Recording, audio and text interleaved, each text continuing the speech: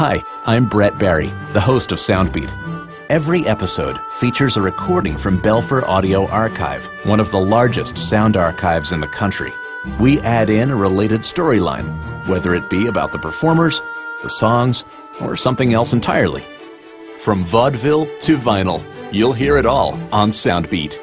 Soundbeat is produced at the Belfer Audio Archive, Syracuse University Libraries. Expand your knowledge with the Academic Minute. Each day, travel with us around the world to learn what professors are researching within their specialties and be the first in the know.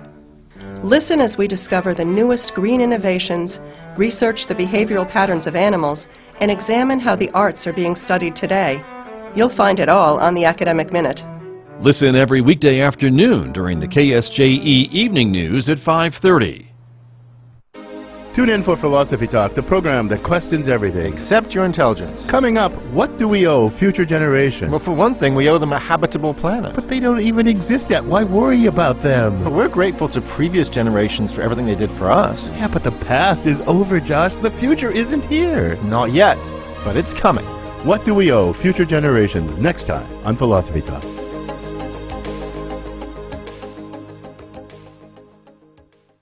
Listen to Philosophy Talk every Tuesday at noon on KSJE 90.9 FM, Farmington. This program is supported by San Juan Health Partners Urology, providing a wide range of personalized services for the whole family, including children. Our caring professionals are dedicated to helping meet your urology health needs with skill, experience, and service you need. For a complete listing of our services and to learn more, visit sanjuanhealthpartners.com or call 505-609-6300. San Juan Health Partners Urology, a division of San Juan Regional Medical Center.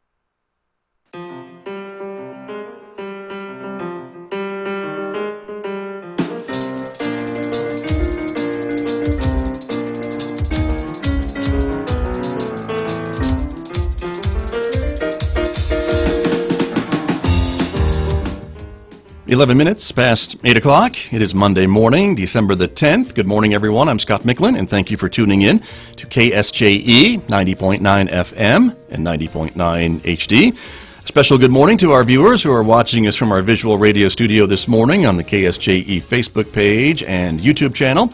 Welcome aboard, everybody. Coming up in just a moment this morning, our special guests in the studio, some of my students from San Juan College here in the fall semester. These are honors students who have been taking my public speaking class all semester, and part of their honors credit is to deliver their honors speech on the radio, which is what they're going to be doing this morning in just a few moments. So you'll be meeting all of them in just a moment or two here on KSJE. Lots of great topics coming your way in just a few moments.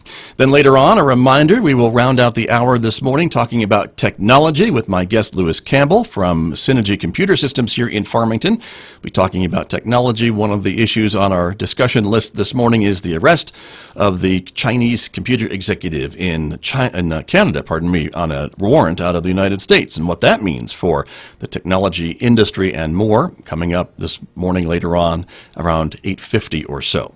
At 9 a.m., it's Roving with the Arts with Mick Hess. Today, Mick's playing more classical music for us at 9, also sharing some arts news and lots of other tidbits coming up this morning at 9 on KSJE. And a quick reminder, we don't want you to forget about the big watch party later on this today for Chevelle Shepard. She, of course, is the Farmington High School student who is going on The Voice, and they are trimming down the contestants from 8 to 4 this week. So San Juan College is having a watch party tonight.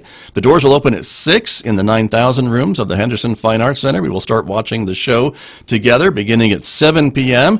and watch it all the way through 9 p.m. That is The Voice with Chevelle Shepard, Farmington's very own. Our watch party here at San Juan College tonight at 6 o'clock. It's a free family event. There will be refreshments available for purchase. We hope you will join us later on tonight right here at San Juan College. And, of course, don't forget there are many ways to connect with KSJE.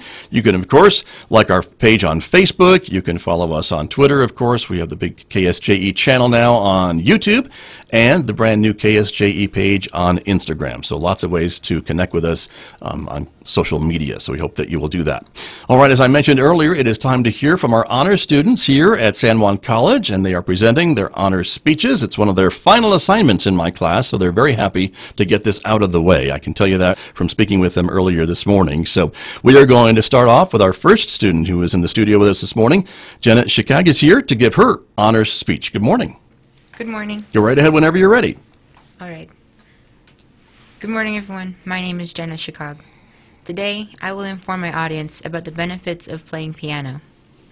I will go over 3 main points. First, how piano benefits the medically disabled. Secondly, how piano benefits the brain. And lastly, how music encourages creativity for all ages. Beginning my first point. Neuroscientists have made enormous breakthroughs in understanding how our brains work by monitoring them in real life. But they have also been able to see what effects music has on patients with Parkinson's, dementia, and many other types of diseases. It has been consistently shown that playing or engaging with a musical instrument, such as the piano, enhances your mind's ability to perform the most basic human cognitive abilities to the greatest extent, such as improving memory in Alzheimer's patients and calming effects for patients with anxiety. The piano can also help those without diseases and disorders expand their minds beyond their peers. A study conducted by Martin F. Gardner and his colleagues at the Center for the Study of Human Development at Brown University found that specialized music training in specific increments toward greater difficulty boosted a mental patient's ability to communicate with those around them, assisting them in increasing social interaction with others and living an overall happy lifestyle. Moving on to my second point. When scientists turned from observing the brains of music listeners to musicians, the backyard fireworks show became a jubilee. While listening to music engages the brain in some pretty astonishing ways, playing music is like a full-body workout for your brain. With instruments like the Functional Magnetic Resonance Imaging System, the fMRI, and Position Emission Tomography System, the PET, neuroscientists have been able to see that tasks like reading or doing math problems correspond to a certain section of the brain where activity can be observed. The effect on the brain was recently observed by Robert Zator, a cognitive neuroscientist at McGill University. By placing a subject within an MRI machine, and while the patient remains in there, having them simultaneously play an instrument, rather than seeing one specific part of the brain light up, Zator and his colleagues observed that playing an instrument required many different parts of the brain to function at the same time. It was like seeing fireworks with the brain, said Zator. And after having conducted the experiment, Zator also commented, music engages the most complex aspects of human cognition. It involves hearing and listening. It involves motor actions to produce sound. Memory, it involves emotion, it involves tension, and it involves learning. So something like playing a musical instrument is a remarkable achievement that humans have. For my last point, I'd like to say, piano encourages creativity in adults and children, young and old. Dr. Anna Pinho conducted a recent study on jazz pianists. Monitoring their brain activity while playing, she found that the part of their brain responsible for default or stereotypical responses was actually turned off. Instead, when jazz pianists are playing, their brain's improvisation ability is firing to create unique, original sound and style. Furthermore, a study in the early 1990s discovered the Mozart effect in children, which showed early language development and spatio-temporal intelligence, which could be boosted by keyboard lessons for preschoolers. In conclusion, music can help you, disabled or not, improve your hearing and memory loss while enhancing your brain's natural cognitive abilities. And lastly, how music encourages creativity for all ages. It is my sincere hope that you encourage yourself and those around you to open yourself to the possibilities music can bring. Thank you, and have a nice day. Thank you very much, Jenna. Appreciate it very much. That is Jenna Shikag. She is one of my honor students here at San Juan College, giving her honors speech as part of her fall semester. And we'll move on to our next student who is here with us this morning, and that is Nona Carrasco, who is here to give her honors speech. And Nona, good morning whenever you are ready. Thank you. Good morning. Did you know that 69% of people in the U.S. are stressed by the feeling of having a lack of time to prepare for the holidays? 69% are stressed from the lack of money, and 51% are stressed about the pressure of gift giving and shopping. Today I will inform you about holiday stress. How many of you can relate to the last-minute shopping during the holidays, or hate waiting in those long lines? I have waited last minute to buy gifts and food for the holiday dinners and parties, and I definitely despise waiting in long lines, especially at Walmart. I have also done research on the topic. I will be talking about holiday stress, then I will talk about the signs of holiday stress, and lastly, I will talk about how those can lead to depression. Stress is your body's way of responding to any kind of demand. This can increase during the holidays, such as Thanksgiving and Christmas. According to Psychology Today, this can be due to shopping, parties, cooking, and even family members. An absence of these events can also cause stress and loneliness. Some people get stressed when they don't have enough money for gifts and are stressed because they are trying to please everyone around them. Maybe you have issues with friends or family members, and coming together during the holidays can heighten the tensions. Stress can cause insomnia, and a lack of sleep can cause exhaustion and short tempers, which leads me to my next topic about the signs of holiday stress. According to WebMD, some signs of holiday stress include headaches, overeating or loss of appetite, insomnia, exhaustion, short temper, and low morale. The constant worry about not enough time or money for gift shopping can cause headaches and low morale, which can lead to overeating, junk food, or comfort foods. On the other hand, you could have a loss of appetite and not want to eat anything. The more you stress, the less sleep you could get, and this can lead to exhaustion. All these symptoms can develop further and lead to my next topic of discussion, which is depression. According to the website MedicineNet, depression is common during the holidays, especially for people who don't have family or friends to celebrate with. This lack of social support can cause stress and depression. Losing a family member before the holidays can cause you to feel bad for celebrating without them. Talking to a counselor or a doctor about these symptoms can help you prevent depression. Also, the lack of money and not being able to make everyone happy can cause depression. If you just take a little time for yourself and breathe, you may be able to avoid stress and depression. In conclusion, I have informed you about holiday stress, the signs of holiday stress, and how those can lead to depression. If you're feeling stressed out, step back, take a breath, and remember to always be realistic about your activities. Reach out to friends or family when you need to talk. Plan ahead when it comes to shopping, and try to stick to a budget. All of these tips can help you lower your stress levels. With a little planning and positive thinking, you can find peace and joy during the holiday months. Thank you, and happy holidays. Thank you very much, Nona. And that's a timely speech, so thank you very much. It was crazy out there this weekend, so I can attest to that. Our next student in this segment to give her honors speech for the fall semester here at San Juan College is Aisleen Delgado, who is with us this morning. And Aisleen, whenever you're ready to go. Good morning. Gotcha. Good morning. My name is Aisleen, and today I will inform my audience about overcoming insomnia. So, what is insomnia? Insomnia is the condition of being unable to sleep. People with insomnia may be plagued by trouble falling asleep, unwelcoming awakenings during the night, and fitful sleep. And they may experience daytime drowsiness, yet still unable to nap, and often feel anxious and unable to concentrate. Insomnia is one of the most common types of sleep disturbance, at least occasionally affecting 1 in 3 people. As you are listening to me, I know that not everyone suffers from insomnia, but still, there is a time when you can't really close your eyes and you wonder what's stopping you from having a good sleep. And I experience insomnia. I never knew that I had insomnia until I read an article about the disorder in high school.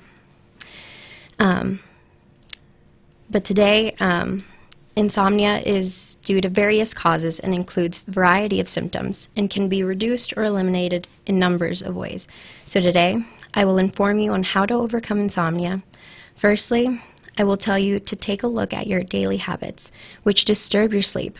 Secondly, I will inform you how to overcome insomnia by creating and developing new habits. Lastly, I will tell you how to prepare your brain well for good sleep. First and foremost, overcoming insomnia, looking at your daily habits that disrupt your sleep. Some things you are doing as daily habits may actually make the problem worse. If you drink a lot of coffee, often people who have insomnia are very sensitive to the stimulant and makes them unable to go to sleep, only after 1 cup of coffee or soda in the afternoon. Therefore, if one has a problem of falling asleep, just try going to sleep without any caffeine completely, or at least stop drinking caffeinated drinks at least 8 hours before you go to bed. The next prevention of getting better sleep is to get rid of cigarettes. Nicotine, a drug contained in cigarette smoke, can affect one's ability to sleep. Studies show cigarettes raise blood pressure, speed up heart rate, and stimulates brainwave activity. According to well.com, other than that, the main thing focused on how to help yourself go to sleep is don't take naps during the day, because napping during the day can make it more difficult to fall asleep at night. When you have tried to avoid yourself from doing these habits, you may find sleeping time is the best time you've ever had.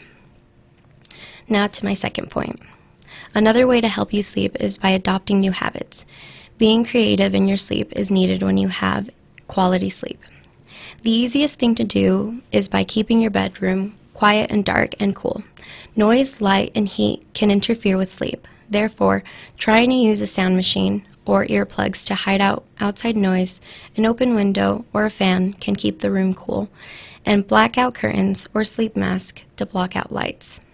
Next, sticking to a regular sleep schedule to support your biological clock by going to bed and getting up at the same time every day, including weekends. Getting up at your usual time in the morning, even if you are tired as must. This will help you get back on a regular sleep rhythm. And you might also choose to do something light, activities such as watching television and playing video games. Avoid stimulating activities and stressful situations before bedtime. This includes vigorous exercise, big discussions, or arguments. Therefore, creating new habits are obviously not something to be regretted if you are having a nice sleep by doing that. Last but not least, insomniatics are having difficulties in sleeping because they are weak and in a miserable mental condition.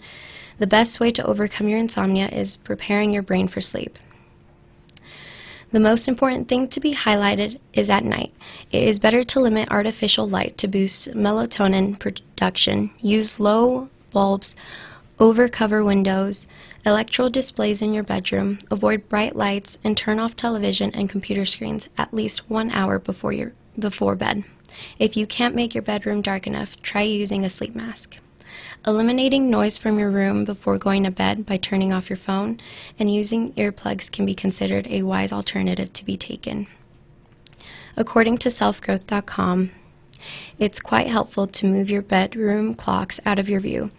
Anxiously watching the minutes tick by when you can't sleep and knowing you're going to be exhausted when the alarm goes off is indeed troublesome and can make you very anxious. You can use an alarm, but make sure you can't see it the time when you're in bed.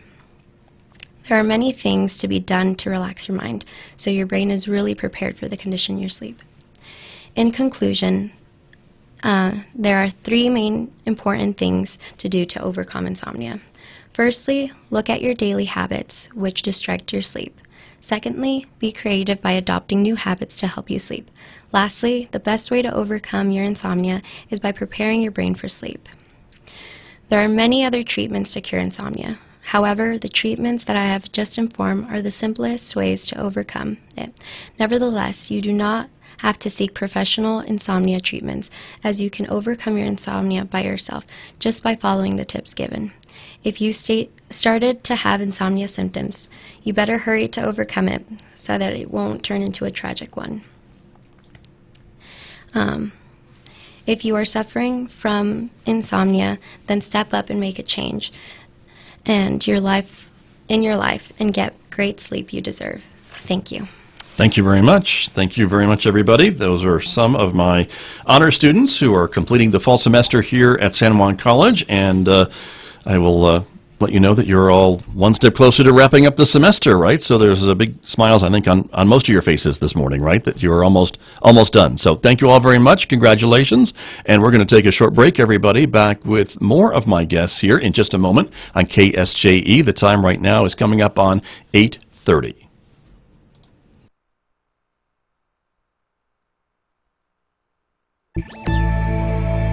Since the end of net neutrality, researchers have found wireless companies slowing down video streams. Coincidence or no? From American Public Media, this is Marketplace Tech, demystifying the digital economy. I'm Molly Wood. Marketplace Tech is supported by T. Rowe Price, offering a strategic investing approach that examines opportunities firsthand. Since 1937, T. Rowe Price, invest with confidence. And by Carbonite, offering data protection solutions for businesses, including automatic backup for servers, endpoint protection, high availability and disaster recovery, and data migration. Learn more at carbonite.com. It's been almost 6 months since the FCC repealed net neutrality rules. Today is the deadline for the House of Representatives to overturn that decision, although no one expects that to happen. But what has the repeal meant for ordinary people? Well, according to some researchers, it's meant wireless carriers potentially slowing down your video streams. David Chafnis is an assistant professor of computer and information science at Northeastern University. His team researched this issue. What we do is